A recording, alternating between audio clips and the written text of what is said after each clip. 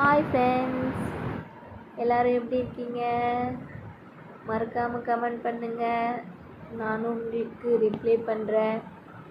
இன்றைக்கி நம்ம பேச போகிற ஹெட்டிங் என்னென்னா, which hospital better for normal delivery?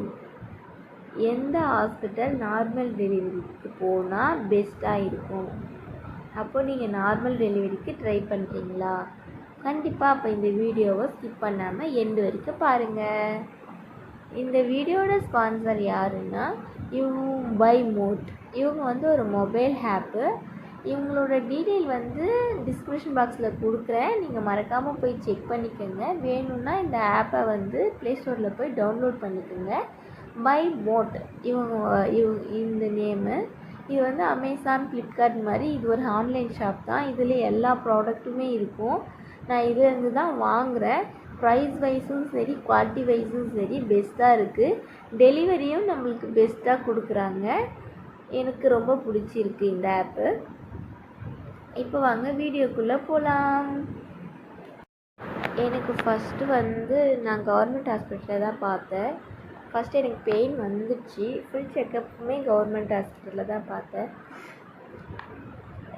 Second பேபிக்கு எனக்கு ஃபஸ்ட் பேபி மூச்சு திணறல் வந்துச்சு, பெயின் வந்துச்சு. 2 days ஹாஸ்பிட்டலில் தான் இருந்தேன்.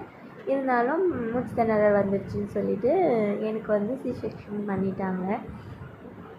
செகண்ட் பேபி கன்ஃபார்ம் ஆச்சு. செகண்ட் பேபிக்கு நான் ஃபுல்லாகவும் செக்கப்புமே கவர்மெண்ட்டில் தான் பார்த்தேன். கடைசியாக எனக்கு நார்மல் டெலிவரி வேணும் அப்படின்னு சொல்லிட்டு எனக்கு தோணுச்சு. அப்போ நான் கவர்மெண்ட் ஹாஸ்பிட்டலில் கேட்கும்போது இல்லை, அப்படி பண்ண முடியாது அப்படின்னு சொல்லிட்டாங்க. சரி, நம்ம ப்ரைவேட்டில் போய் பார்க்கலாம் அப்படின்னு சொல்லிட்டு நான் ப்ரைவேட்டுக்கு போயிருந்தேன். ஒரு 2-3 டாக்டர்ஸ் 2-3 போயிருந்தேன். அப்போ எனக்கு எதுவுமே செட் ஆகலைன்றதை விட எனக்கு அவ்வளோ கம்ஃபர்டபுளாக இல்லை. லாஸ்ட்டாக ஜோசப் ஹாஸ்பிட்டல் சொல்லிட்டு சேத்பேட்டில் இருக்குது, அந்த ஹாஸ்பிட்டலுக்கு போயிருந்தேன். அப்போ தான் எனக்கு ஓகே இவங்க பண்ணுவாங்க அப்படின்றது நம்பிக்கை வந்துச்சு அந்த ஹாஸ்பிட்டலுக்கு. நான் அந்த ஹாஸ்பிட்டலில் பார்த்த டாக்டர் பேர் சிவசங்கரி மேம். அவங்க எனக்கு ரொம்ப என்னை டேக் கேர் பண்ணிவிட்டு என்னை கடைசி வரைக்கும் எனக்கு டேட் முடிஞ்சும் எனக்கு பெயின் வரல.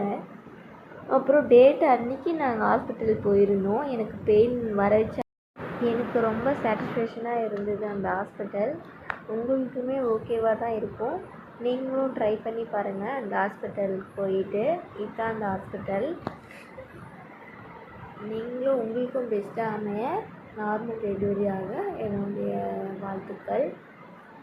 Thank you friends.